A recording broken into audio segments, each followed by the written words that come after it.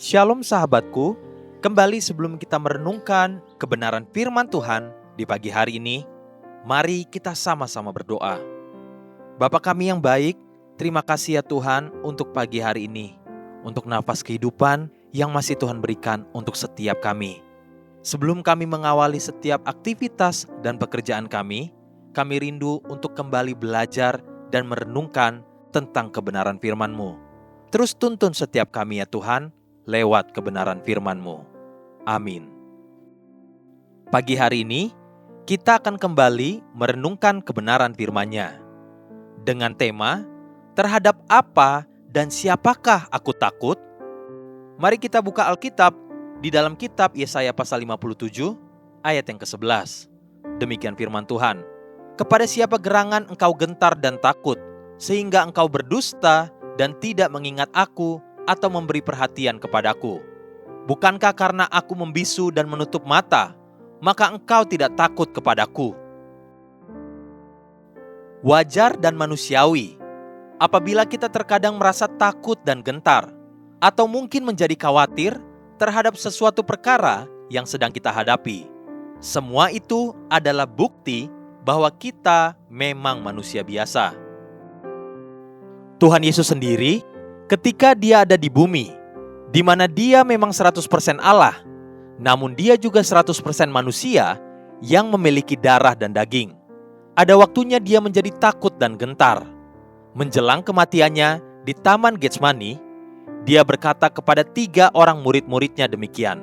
Lalu katanya kepada mereka, "Hatiku sangat sedih, seperti mau mati rasanya.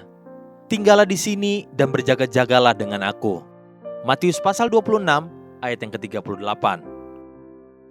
Lalu kemudian dia berdoa sendirian, dan Injil Lukas menceritakan keadaannya demikian. Lukas pasal 22 ayat 41 sampai ayat yang ke-44. Kemudian ia menjauhkan diri dari mereka, kira-kira sepelempar batu jaraknya. Lalu ia berlutut dan berdoa katanya, "Ya Bapakku, jikalau engkau mau, ambillah cawan ini daripadaku. Tetapi bukanlah kehendakku, melainkan kehendak-Mu lah yang terjadi." Maka seorang malaikat dari langit menampakkan diri kepadanya untuk memberi kekuatan kepadanya. Ia sangat ketakutan dan makin bersungguh-sungguh berdoa. Peluhnya menjadi seperti titik-titik darah yang bertetesan ke tanah. Bahkan Tuhan Yesus sendiri, waktu dia sebagai manusia, dia pun bisa menjadi takut dan gentar. Hanya yang perlu bagi kita pagi ini, inilah kebenaran yang harus diperhatikan sekali lagi. Yesaya pasal 57 ayat yang ke-11. Demikian firman Tuhan. Kepada siapa gerangan engkau gentar dan takut, sehingga engkau berdusta dan tidak mengingat aku atau memberi perhatian kepadaku?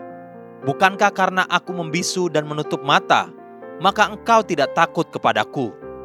Ketika kita ada di dalam ketakutan dan gentar atau sekedar khawatir, pastikan agar kita jangan sampai berbuat dosa. Mazmur pasal 4 ayat yang ke-4. Biarlah kamu marah, tetapi jangan berbuat dosa. Berkata-katalah dalam hatimu di tempat tidurmu, tetapi tetaplah diam. Selah. Terjemahan ini sedikit kurang tepat. Perhatikan apa yang New English Translation Bible katakan. Psalm chapter 4 verse 4. Tremble with fear and do not sin. Meditate as you lie in bed and repent of your ways. Selah. Gemetar dan takutlah, namun jangan berbuat dosa. Itulah terjemahan yang lebih tepat.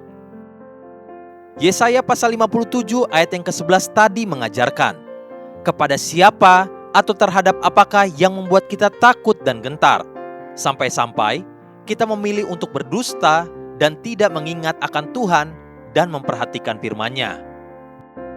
Bahkan ditambahkan lagi dengan penjelasan bahwa manusia sering berbuat demikian sebab berpikir bahwa Tuhan membisu dan menutup mata, maka kita tidak menjadi takut kepada Tuhan.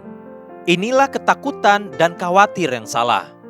Sebab di dalam ketakutan kita malah memilih untuk berbuat dosa dan melupakan Tuhan. Pagi ini, bawalah semua kekhawatiranmu di dalam doa dan pergumulanmu. agar Tuhan menguatkan hatimu dan memberi hikmat untuk menemukan jalan keluar, tapi jangan berbuat dosa. Haleluya. Sahabatku, mari kita sama-sama berdoa. Terima kasih ya Tuhan untuk kebenaran firman.